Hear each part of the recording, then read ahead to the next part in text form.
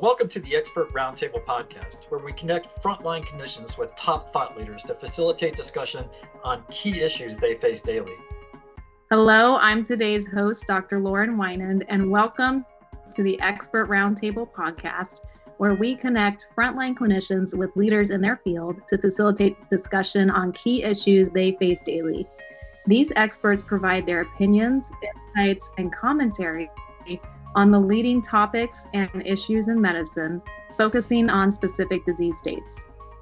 Today's podcast will focus on multiple myeloma with Dr. David Avigan from Harvard and Beth Israel Deaconess Medical Center in Boston, Massachusetts, Dr. Irene Gobriel, also from Harvard, as well as the Dana-Farber Cancer Institute in Boston, Massachusetts, and Dr. Saad Usmani from the Memorial Sloan Kettering Cancer Center in New York City.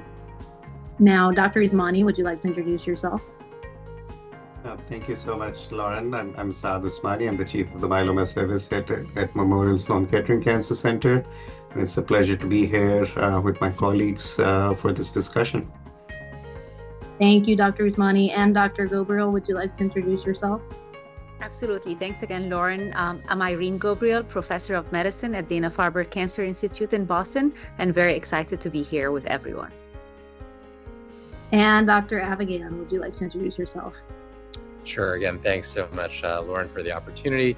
I'm David Avigan. I'm the Cancer Center Director at Beth Israel Deaconess Medical Center and a Professor of Medicine at Harvard, and have a focus in immunotherapy for myeloma.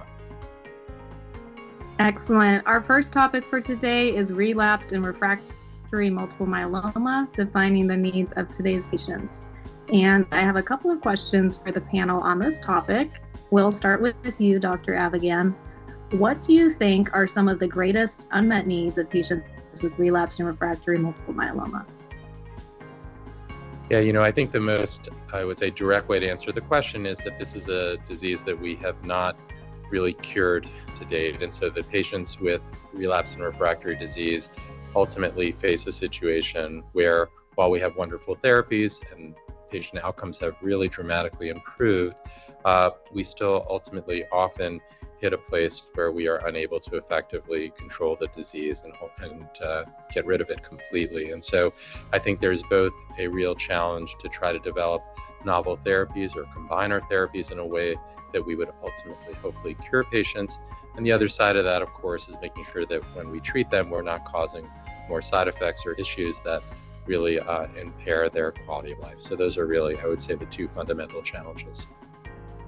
Yeah, so, I would agree with David's comments. I think in the relapse refractory space, we are going to likely have a more genomically heterogeneous and challenging population now that anti-CD38 directed therapies are moving in earlier lines, and even some of the immunotherapies as they move in.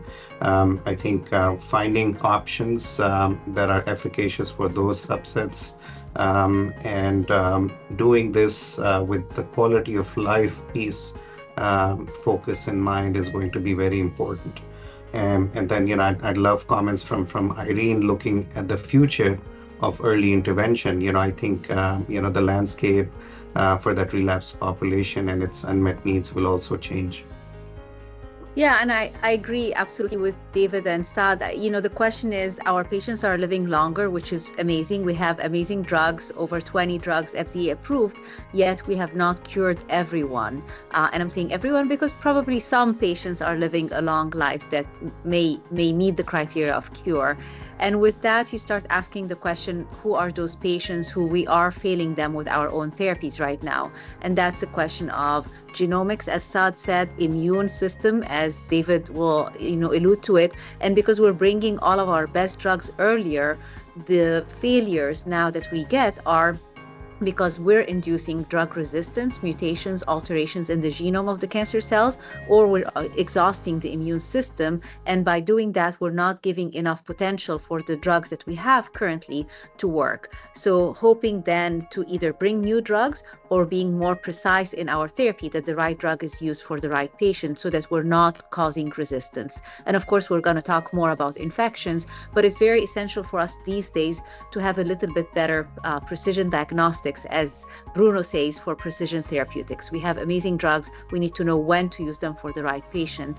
And probably the biggest hurdles we have is those high risk myeloma that we have. It keeps getting worse and worse with all the mutations. And then, of course, extramedullary disease, areas where our current drugs may not get to the areas, sanctuary sites in the CNS and so on. I would just add, to really build on what both Irene and Saad said, is that part of the success of these wonderful medications that have been developed that now really prolong life is challenges that have to do either with evolution of the type of disease, or what we call subclones that have a more aggressive phenotype and are more resistant, and the fact that as patients are living longer and are getting exposed to a longer chronicity of therapy, there are unique side effects, both in terms of quality of life, but also in terms of secondary complications, including things like myelodysplastic syndrome or infection risk, that have to do with, in some ways, the success of our treatments, but they're secondary then sort of footprints around immune exhaustion and other parameters that we now have to deal with. Okay. Thanks so much, Dr. Avigan, Dr. Gobriel, and Dr. Usmani, for sharing your expert insights with us on these important topics for the treatment of multiple myeloma. And thanks to our audience for tuning in. We hope you found this podcast to be valuable for your practice, and we look forward to having you join us next time.